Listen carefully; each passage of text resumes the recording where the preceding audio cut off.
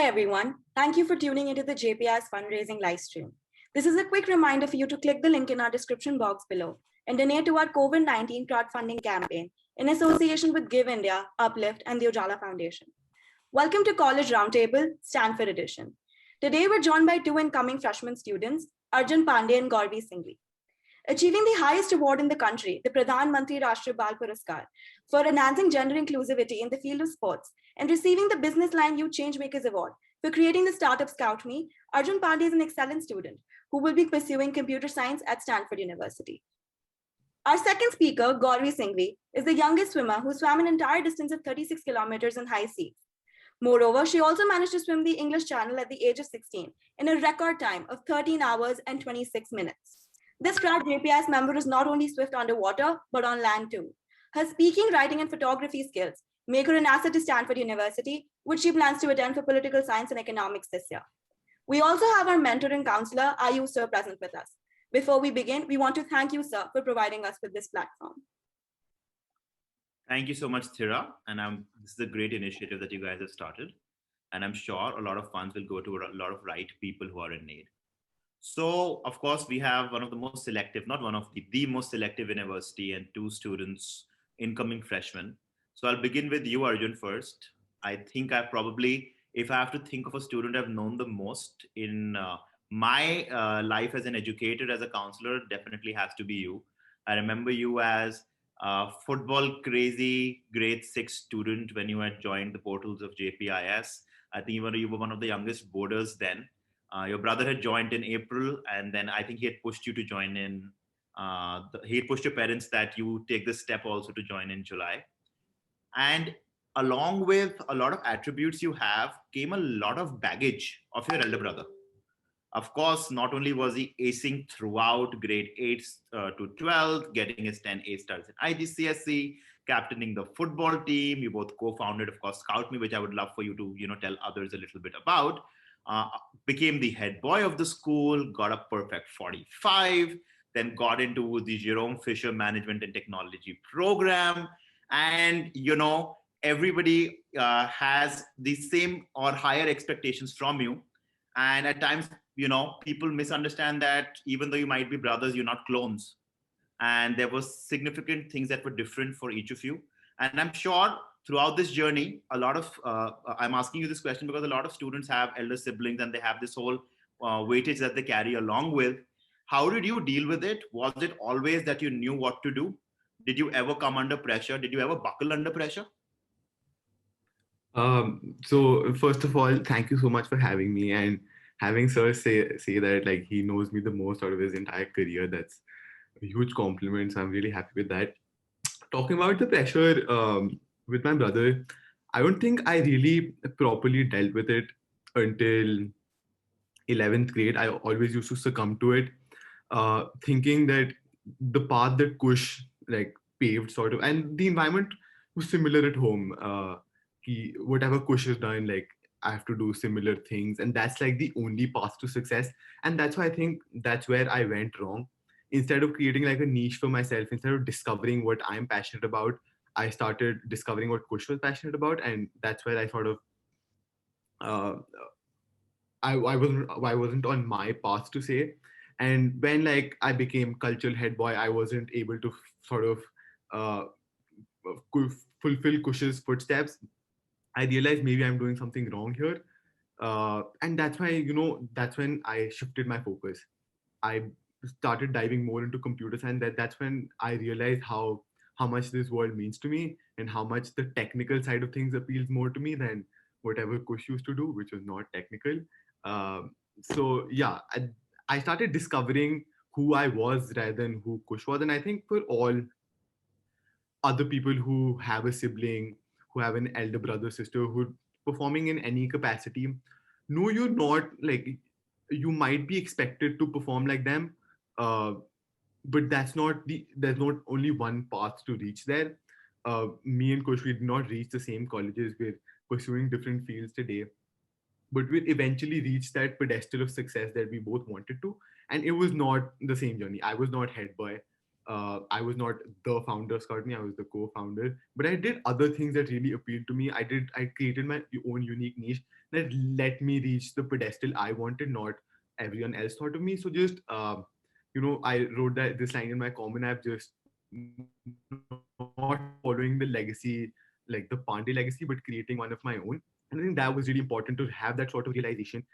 I'm my own individual who can be respected for what I did, and I owe a lot to the school for making me realize what I'm proficient in, whether it was football or computer science. So I think really realizing what who Arjun is and what defines Arjun, and that really like let me create my own niche in school and beyond. So Arjun, since you're talking about your common application, there was something called a KPI, which all of us can, understand as key performance indicators. But you had a different version of them. Just a short answer. What were KPIs for you for the longest period of your life? So if you haven't guessed by now, there were Kush performance indicators, and yeah, so it sort of makes sense now. Yeah. So moving ahead, Arjun, if someone was to look at your activity list, they would literally be petrified if they think that this would be a standard which is required at Stanford. Because when you talk about your realization of what you wanted to do, you did not choose to put a pause button. You put your foot on the accelerator and you dived into the world of computer science like none other. Multiple startups. You started trying to, no, you started teaching artificial intelligence in whichever capacity to as many people as possible. The computer science nerd also became an author. Your book was featured in the top whatever of Kindle, I'm forgetting what the ranking and so forth was. Mhm. And you had this incredible experience that you could put in. I know it was how difficult it was for us to put all your activities together. I think we used every comma, every character in both your additional information as well as your activity list to fit all of this in. Is it humanly possible for others to do it? How do students who are listening in grades 9th, 10th, 11th, 12th, put in those many activities? What all do they have to give up on in order to gain this? I think yeah, I first of all I think anyone who's motivated enough can easily surpass the level of activities I had. Where I got lucky was as soon as I realized I was like a computer science nerd, the entire pandemic like set in, and I was free the entire day to just code and get my ideas out there. So I got lucky in that aspect. For my advice to other juniors, I think one thing that really proved to be key was I never thought to myself, ki bas, it was never the end. There was always a next step. And I think that's really important. You should never give yourself that feeling that this is enough. Always constantly look out for new opportunities. I mean, if you're thinking about going to sleep, spend 2 more hours on Reddit or any other website you can like source opportunities from, spend 2 more hours on Udemy. So I think one thing I sacrificed on was sleep, and I wouldn't recommend it. But if you're pursuing your goals, like s- prioritizing and allocating your time is really important. One of the things that my dad has always told me, there's always 24 hours in a day for Barack Obama, for Narendra Modi, and for me as well. So it's how you choose to allocate those 24 hours that defines your life forward. And when I sort of had 11th and 12th grade, I realized I want to go to a good college. One of the things that I really burdened myself with, how do I spend 24 hours in a day? Do I want to spend 12 hours sleeping, or do I want to perhaps spend 6 hours sleeping and other 6 hours learning from Coursera, learning from Udemy, on attending an online boot camp, perhaps coding something new? So for all those people out there, just start thinking about how you're spending your time. Are you like contributing to something that'll be of value to your future, or you just whiling away your time? And as soon as you have that realization, you'll go on this crazy spree that I went to in terms of focusing on your application, focusing on what you're passionate about, and really building your profile from there. Great, Arjun. My next question is in two parts. You're talking about 24 hours a day, but I think you're more of a 365 days to infinity a kid, because randomly in the middle of COVID, you realized that your home was not the best environment still for you because there were still a few distractions. You realize that it's a phenomenal idea for a 16 or a 17-year-old to be alone in a boarding house, to push the school to create a COVID bubble, get students who wanted to come and stay quarantined, multiple testing, and so forth. So, what drove that is my first question. And my second question is that all the work that you did around 12th or 13th of December, Maybe there were a few tears in your eyes when you opened your decision and you read deferred. And perhaps at that moment, you felt that all the hard work that you had put in had not been fruitful. Okay, so what drove me? Basically, I've been a boarding house student, and I think the boarding house experience has been absolutely revolutionary for me. I've stayed there for over 7 years, and I just became accustomed to sitting in the common room, sitting at my desk, and just coding away, or like doing some sort of task. It always like felt like home for some reason, and when I was at home, it didn't feel like I was working in the right environment. So when college application season came up, and we really had to write application, I thought this was enough. I need to go in the environment where I'm comfortable in, and I need to like uh, be shameless in terms of what I want. And I basically started nagging everyone possible ki nahi, we have to do this, chalo let's go to the hostel, this will be a cool experience. And it like ended up happening, so I'm really grateful to sir and ma'am for making that happen. In terms of December 12th, December 11th, I think it was for 5:30 a.m.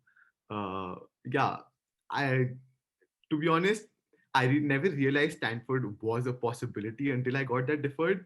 So as soon as I opened my decision, I wasn't expecting anything, and I got deferred. I was like, whoa, I can get into Stanford.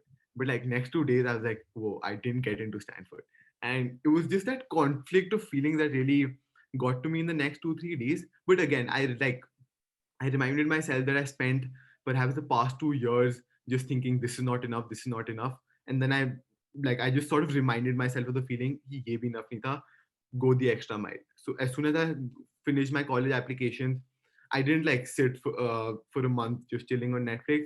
The next day I went home, I got online. Like I said, I didn't sleep. I spent 2 hours researching for opportunities.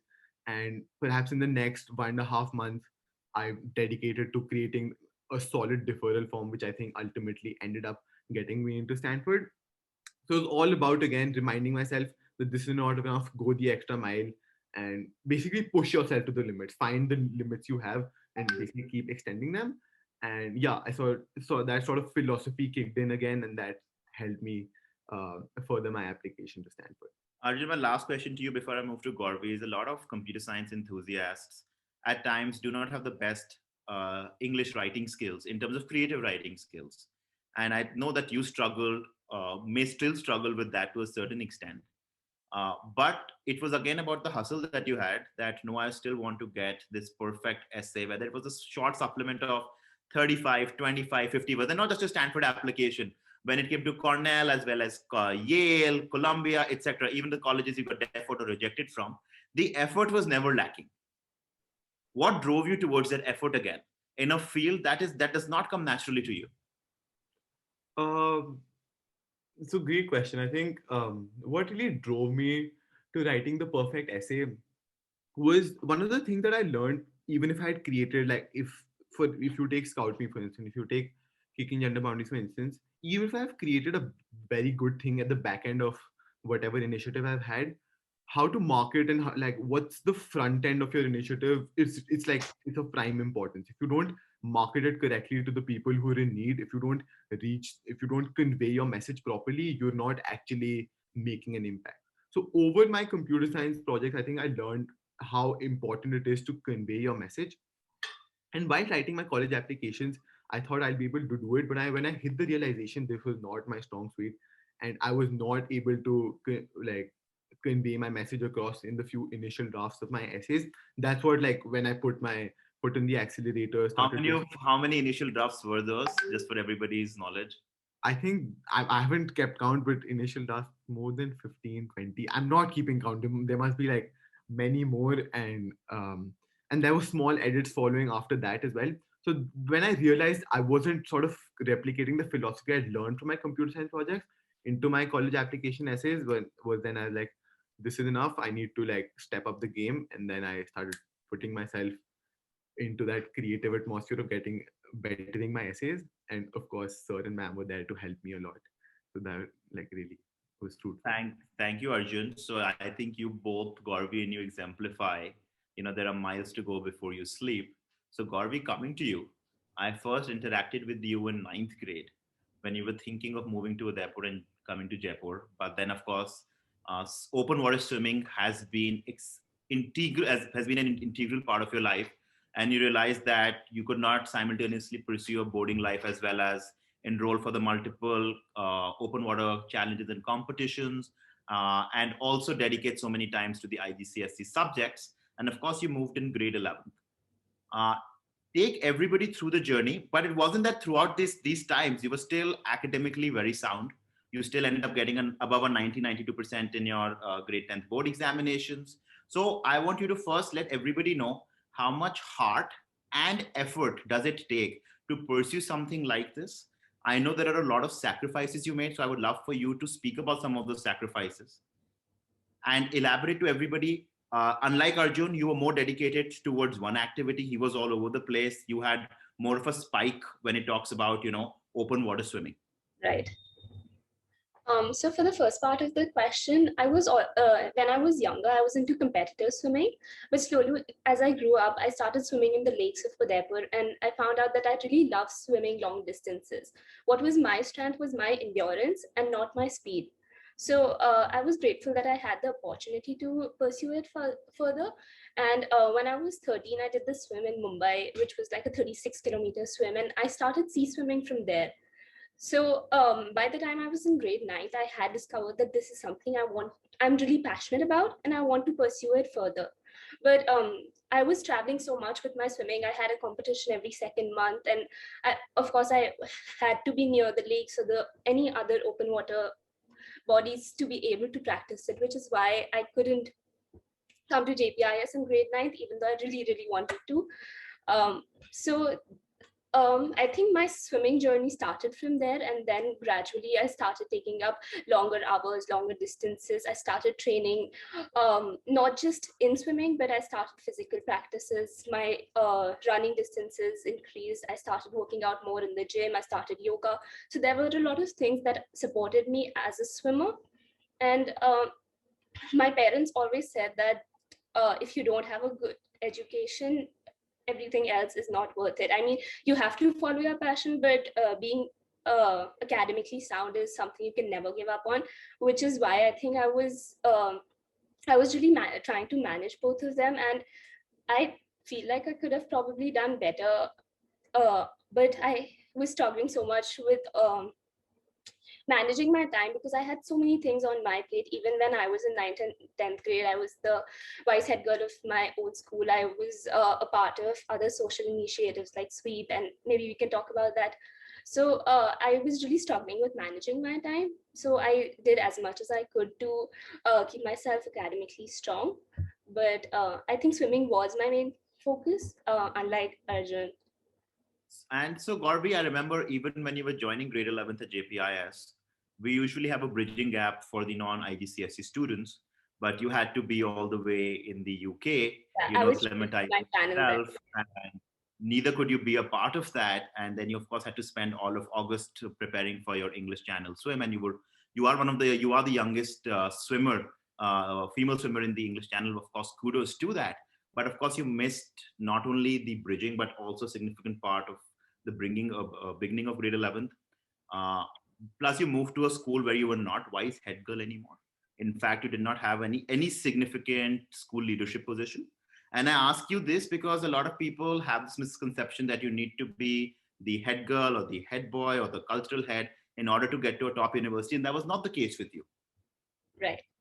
Right. So again, what were the apprehensions? And I know you've always been a risk taker in terms of going to the English Channel, but what drove you to take the risk finally and jump to the ship of JPIS in grade 11th? So my main motivation was the IB curriculum because I thought it was more similar to how we study in college. And coming from a CBSE board where we have to follow a straightforward path, you don't have the opportunity to explore different subjects. And I was someone who wasn't really sure of what I wanted to study. So I wanted to study biology with economics and math with Hindi. And I wanted all of my subjects, and CBSE just wouldn't do that for me. I didn't have the space to come up with my own solutions and think in a way that I thought was correct, which I think IB gave me the opportunity to do. And missing that bridge was really tough for me because I didn't know how to how to transform from the way I was learning earlier, how I was just memorizing solutions that had been given to me, how I was studying what was already taught instead of thinking my own way. And that I think I finally understood when I started studying IB. And that is why the missing of the bridge was so difficult for me. And as for training in the UK, it was one of the best experiences of my life. But I do understand that I missed a lot even in school, because maybe if I had joined earlier, I would have gotten a better leadership position. And initially, I did struggle in making my own place, because at my old school, I always knew what I had to do, and everyone knew how I could be trusted with tasks, even if it was organizing an event or taking up any other initiative. But over here, I had to make my own place. And um, I mean, I was kind of disappointed initially that I didn't get a good post in the student council. But also, I don't think that if you really want to work for the school, you need a post. You can work regardless of that. And I think that is what has kept me going. And that is what So actually matters, I feel. that's great, Garvin. Now, I have a common question for both you and Arjun. Of course, the decisions came, and I think Stanford was the last decision to come out. And to go with Garvey first, in terms of the Ivies plus Stanford, I think there was a rejection from everywhere and a deferral from one college. Yeah. And you thought your world has come to an end. I remember your mom panicking more about you, though she was very happy with the other college acceptances you had. But all of a sudden, it seemed like, it was the end for you. You felt almost like a failure. And then I don't know if I told Arjun this, but Garvi didn't even check her decision on time for Stanford, because she was certain that since I have not made it to colleges that have an acceptance rate of 8, 9, 10%, how the hell will I get into a college that has an acceptance rate of 4%? So take us through those times. And also, I want you to tell others of how to deal with the rejection. Right. So I think that those 48 hours from getting my IB decisions to getting my Stanford decision was like a complete roller coaster for me. For the first 24 hours, I felt like crying every single second. And then for the next 24, I was so happy. I just couldn't contain it. And I'm not sure my coping mechanism was the healthiest one, but as soon as I got my rejections from every single one of them, I started seeing I started contemplating my college choices between UCLA or Barnard or USC or NYU. I mean, I was so sure I wasn't getting into Stanford that I had already made pro and con lists for the other colleges and where I wanted to be. So I thought if I didn't get through any of the other Ivies, I didn't even stand a chance. So it was until 6:30 that I woke up and checked my acceptance.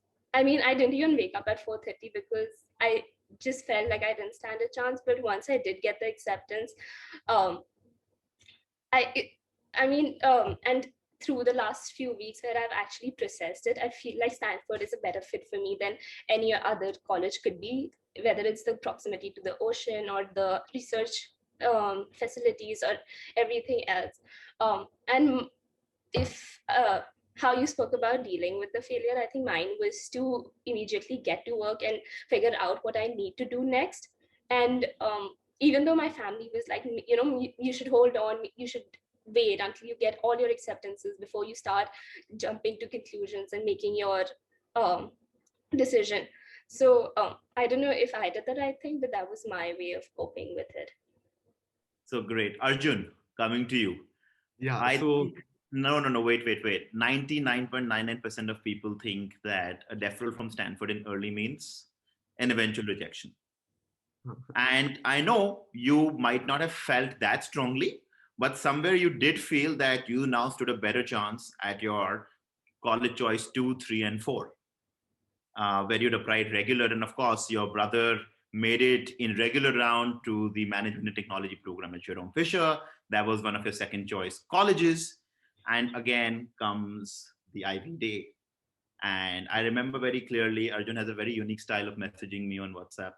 So he says, Cornell in, and there's a big pause of a 5 minutes, rejected from everywhere else. though he really wasn't rejected from everywhere else, but he was disappointed. So he did not remember to tell me where he was waitlisted in. And I met him the next day in the morning at school at around, I think, 8 a.m. And most kids who would have gotten into the likes of Berkeley and Duke and so many other colleges, USC, etc., they usually have a smile. But after getting into one of the most competitive colleges in the world, Arjun was a little gloomy that day. And I haven't seen that phase of his. From that time till, of course, your acceptance into Stanford. And also, you mentioned about how you worked excessively hard for your deaf rule form. Again, I do significantly feel the US college application system, they know very well what a correct fit is, what Garvey mentioned about. They knew how you would be a great fit for Stanford, Garvey. And similarly, I think the same thing for you, Arjun, right? So again, run us through that journey of those 3-4 days. And of course, that 1.5 month more in detail. And then I'll hand it over to Daksha and Thira. Definitely. So before, like, one day before IB day, it was Duke. So I didn't sleep that night. Pulled an all-nighter, came to school again. Next night, it was IB day. I wasn't expecting a lot, but I was really expecting Penn to pull through, but it didn't. I was really happy about Cornell, but like an hour after, like I processed all my decision. I was like, I thought I deserved more. I tried to sleep, but I couldn't. I don't think I ever reached this stage where I was in complete breakdown. I thought, okay, it happens. I think my life will be more defined by who I am and how much of a testament I have to work towards what I want rather than a college. And as I started researching about more about Cornell, watching day in the life videos, I have two of my great friends going to Cornell. So that, for a moment, I was like really happy that I can get to go to a college where I maybe first choice, second choice didn't work out. That's fine. I can go, but like deep down, uh, I was shattered. Like I didn't show it to anyone. I was smiling the entire day. "ठीक है, ये वो, ये वो." I was shattered, and as soon as I came back from ID day, hadn't slept for 2 days. I broke down. I came. I just lay down. I was crying on my bed, and then I slept. And I woke up around 4:15, not knowing what was going to happen. And I just sat down, said to myself, ki, "ठीक है, there were a lot of rejection last night. One more won't hurt." And I opened my decision. My brother was on call, and I think he had to like shut his ears because I screamed so loudly. I was like, "Whoa!" And it just goes on to prove that if you pursue something with your utmost dedication, if you put your heart and soul into something, and you do make all the right choices towards what you want in pursuing your goals, it ends up it works out. And yeah, for me, I thought I was meant to go to. I always wanted these acceptances from Harvard and Penn, and today I come to realize they don't matter at all. I got in like I got into where I was meant to go to, and that's what that's the highest satisfaction I could reach. And yeah, the entire process really made me like taught me that uh, maybe like those rejections don't define you, but the effort and like how you tackle the process really matters, because if you tackle it for all the right reasons and if you tackle with all the right choices, it ends up working out. Even if it was for Stanford, today, tomorrow, I could be realizing that Cornell might have been a good fit for me. So just like my final message is, it ends up working out, and make those right choices and make those right choices for the right reasons, and you'll have all like satisfaction in the world. I think that's great because I kind of fully agree with you. And I think Garvey's gone through the same, whether it's been with the swimming or college applications. It's Yeah. about doing the right things and putting in all the effort.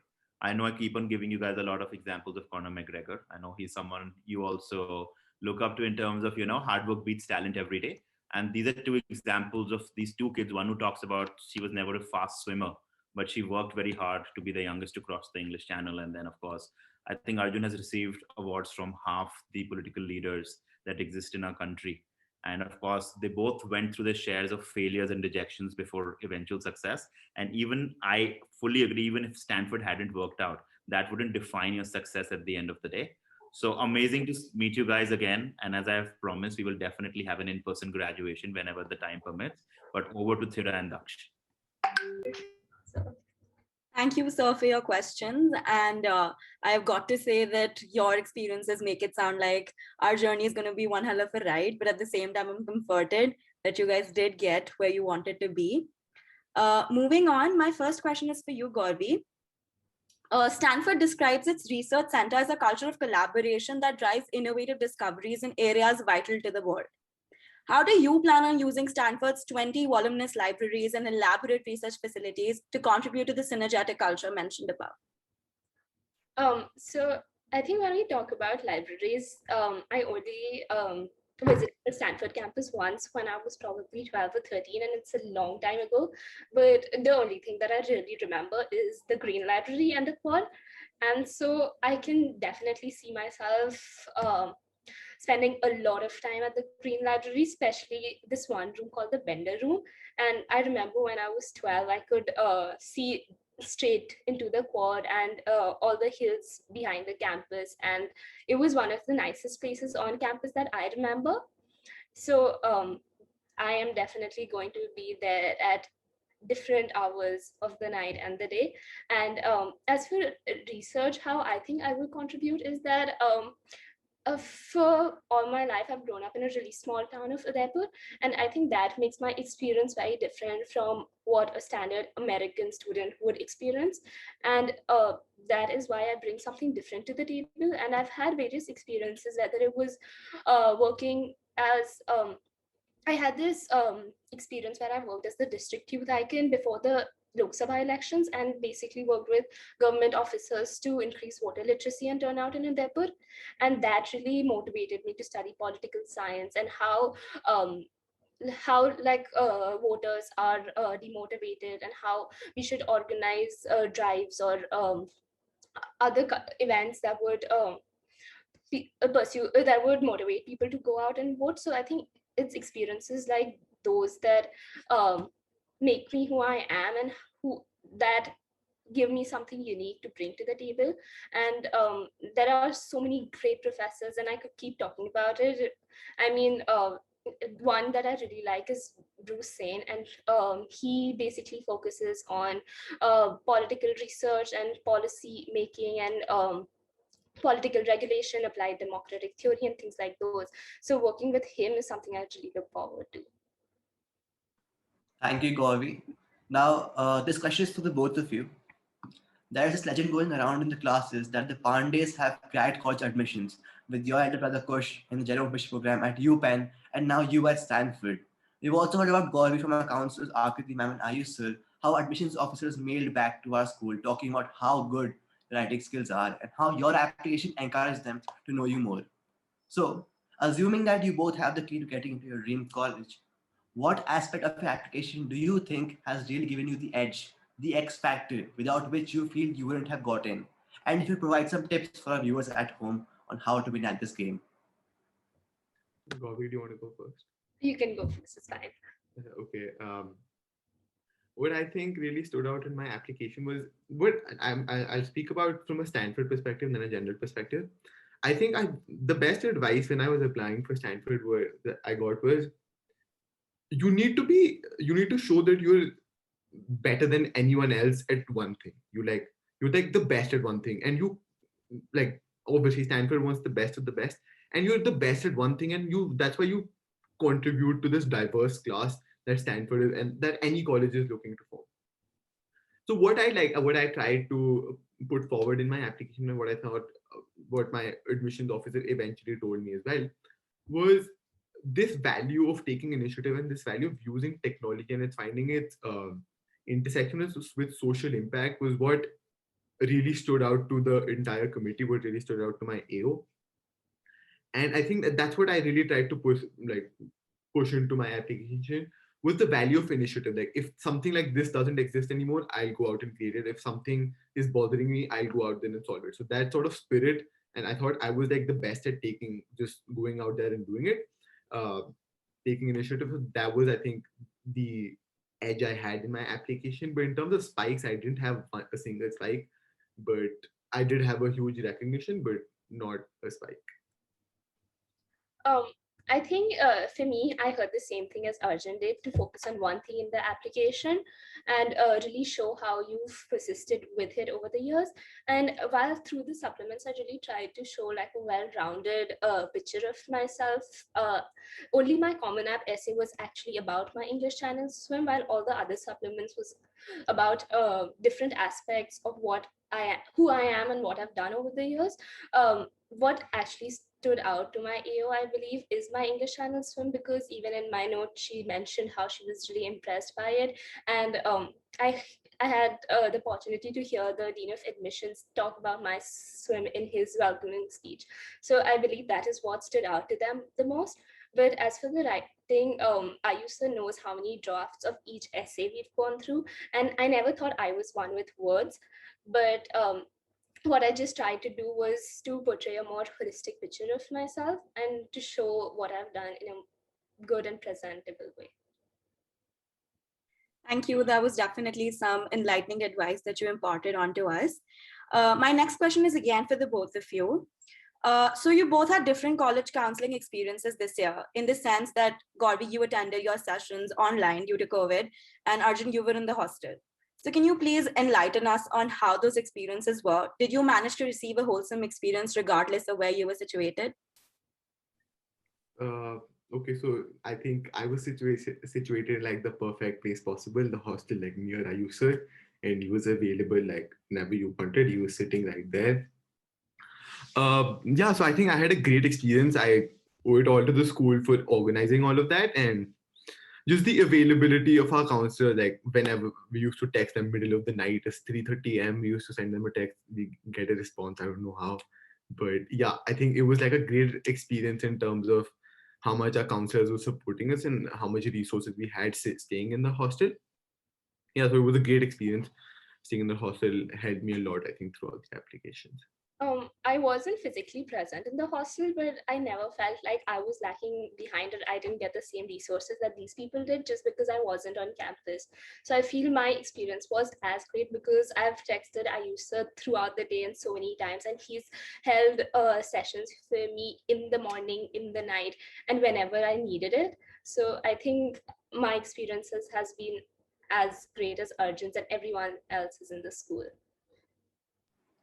Thank you. I think this is very reassuring for our viewers at home that their experience will not be harmed by COVID lockdowns. So moving on, this question is for you, Arjun. Mara Gomez, the first transgender woman to play football on a national level, spoke in an interview that football was a form of therapy for her to escape the discrimination and exclusion in the field of sports. You have combined your passion for football and activism into this program called Breaking Gender Boundaries. Do you plan to take this initiative to new heights when you enter college? What's the next step? Definitely, I think. One second. Sorry, Daksh, to butt in. But this is a very interesting thing because Kosh and Arjun had together started Scout Me. And a lot of people feel that if I have been the co-founder, like Arjun said, and I haven't been the founder, should I continue with this initiative, this startup, this activity? But I never think it was about the position for you, Arjun. It was about football at the heart of it.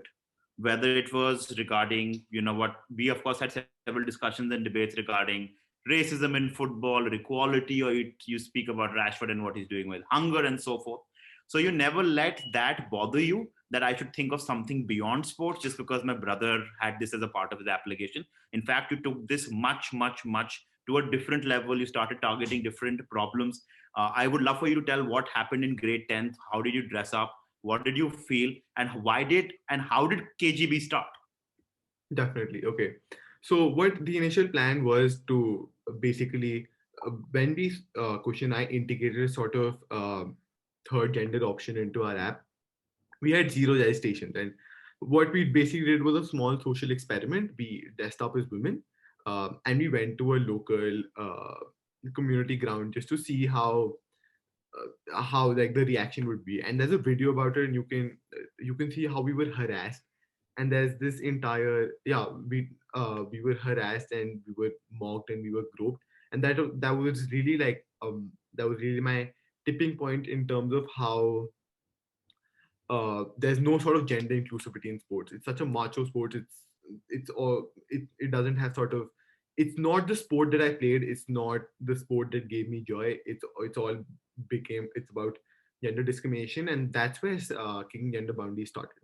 And while I was like taking up kicking gender boundaries, um, and I think what really appealed to the college admissions committee also was that I never restricted myself to scout me. Even though my brother and I did it, I saw a problem, and I even though Kush had graduated, he taken off, I saw that problem. I took it in my own hand and I pursued it individually. So for all of those people who thinking the co-founders, I mean, trust me, the experience itself is so rich of being a part of your initiative. You'll end up discovering so much more about yourself. So it's never about the position, but it's about the experience and the passion you bring into the table. And I think that's really important to value.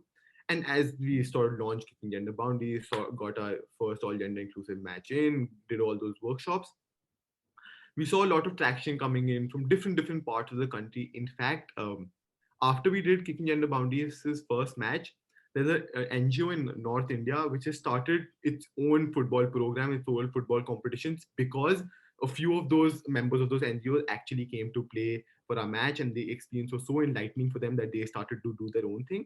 So in terms of like, I thought KGB really changed the mindset and really got the conversation moving about inclusivity in sports. How I plan to take it forward in college is like, I haven't decided upon this now, but I've seen how sports teams are really, they do so much about inclusivity, they do so much about pride, and I'm trying to currently find like ways to sort of further that in college. But apart from that, I've had some interest from my juniors who really want to take up different verticals within kicking gender boundaries. I think that's really great. Something that stood out to them, and I in the coming weeks, I would love to like work with them, because we've seen a huge interest from other NGOs to like pursue this sort of idea. It's on But standstill now, but Arjun, was this interest always there? Did you get your green signals for funding for the organization at the first go? no, I hadn't ever thought about this. Like when I stepped onto the field and I had my experience, was like my trigger point. Key, why did this happen? I really want to know more, and then I sort of dive deep into it. And in terms of like funding and all, there were like several no's. Uh, I can't even like remember the amount of rejected emails I've read. Ki, no, sorry, we won't be able to fund you this. No, sorry, we won't be able to partner. We won't be able to provide this. Even from our own partners, ki, theek hai, we won't be able to do this. And that's fine. That's just a part of the process. That really acts as fuel to go beyond. Ki, ha, someone will say yes, someone will say yes. Even in terms of college process, everyone said no, but someone said yes. And it's all about the yeses at the end of it. And that's what like how kicking gender boundaries came to be. But I really want to put it out there that KGB has like a lot of interest coming in from NGOs wanting to actually pursue this idea. So I would love to work with my juniors on a local level to like take it forward. Thank That's it. you. The information that you provided us is really fabulous, because we know that there's someone out there making an active change. And I'm excited to hear where this goes beyond school as well. My next question is for you, Gauravi.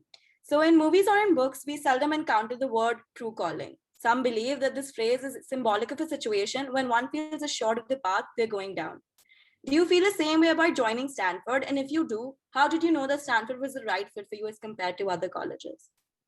So again, Tira, I'm gonna throw some light on what people might not know. So there was this girl conquering the water all across the globe, but faced a lot of rejection and acceptance of her modern outlook, modern thought process, even modern clothes within her own city, within her own districts. So I think, Gorby, a part of your true calling happened right around when you were campaigning.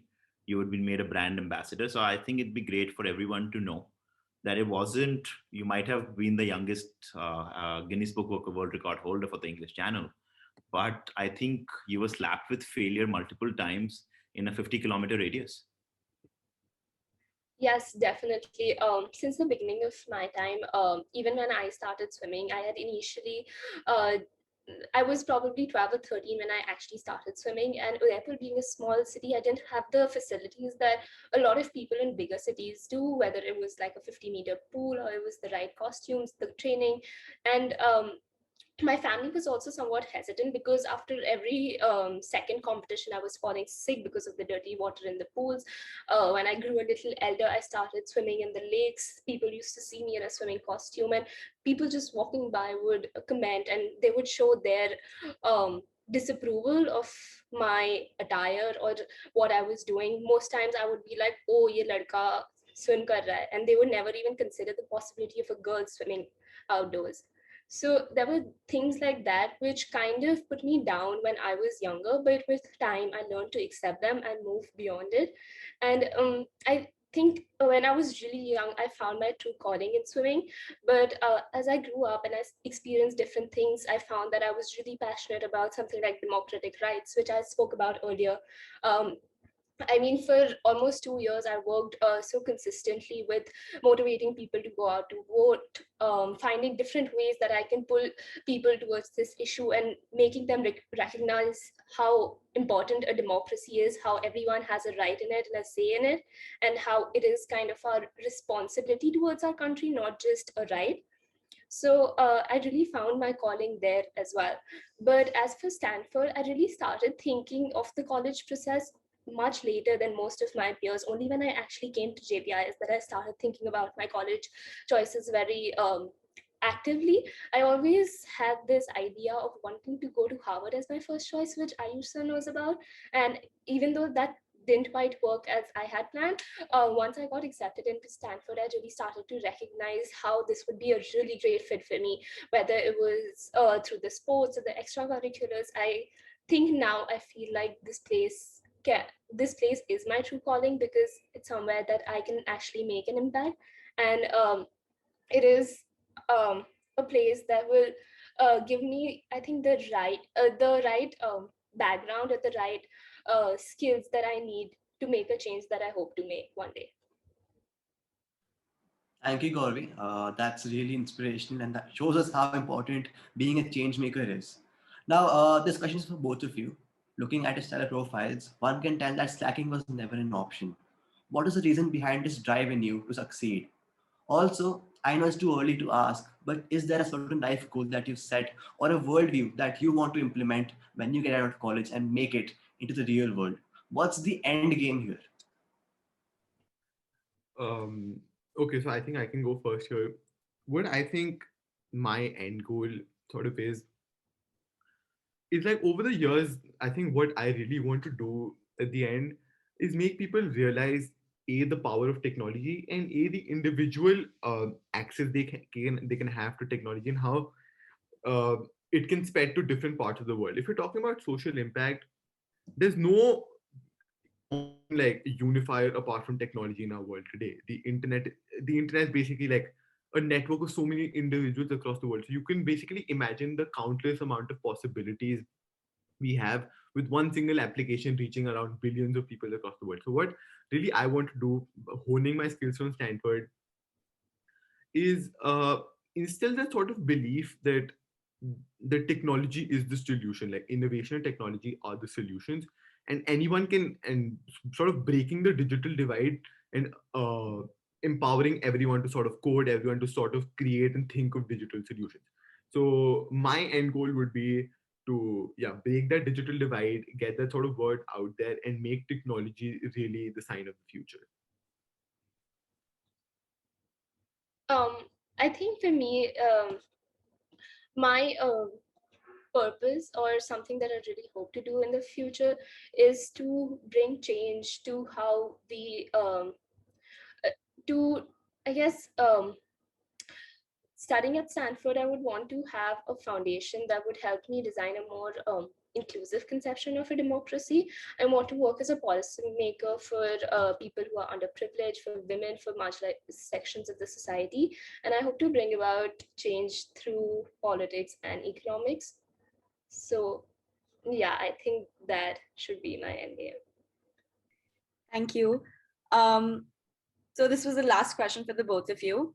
And thank you for taking the time to do this interview with us. And I'd like to thank Ayush sir for being here. Also, a quick reminder for everyone to click the link in our description box below and donate to our COVID crowdfunding campaign in association with Give India, Uplift, and the Ujala Foundation. Wishing you a safe and secure future. Thank you so much for having us. It's a really great initiative. Can we leave now? Yeah. Yeah, sure. Thank you guys. Thank you for doing this. Yeah. Bye. Thank you. Bye. और ये कब आएगा? ये कब है? 8th May. Yeah. और हमें पता लगा हमारा कब आएगा इंटरव्यू? हाँ सब साथ में आएगा. It's the Timing तो बताया नहीं है, but they'll tell you timings कब है. अच्छा ठीक है, चलो, bye guys.